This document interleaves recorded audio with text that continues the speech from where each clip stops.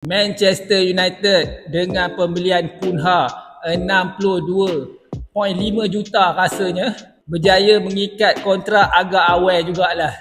Biasalah Manchester United kalau buat transfer window ni memang cepatlah buat kerja. Berbanding pula dengan Arsenal, tim teman lah ya. Memang willing power untuk beli dalam transfer window ni menang dekat Manchester United. Next, Manchester United mengejar pula player daripada Brentford iaitu Mbeumo. Mbeumo ni boleh dikabarkan player yang established lah untuk EPL. Manidaknya banyak gak goal scoring dia dengan assist bersama dengan Brentford under Thomas Frank. Cuma transfer Mbeumo ni drama dia pada Thomas Frank. Manidaknya Thomas Frank dah pergi ke Spurs.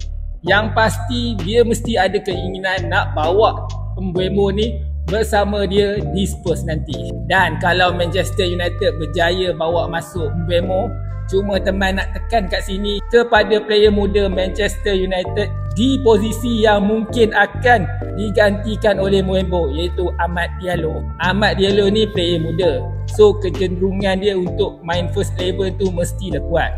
Nak kena fight pula dengan Mbeumo, sukar tu.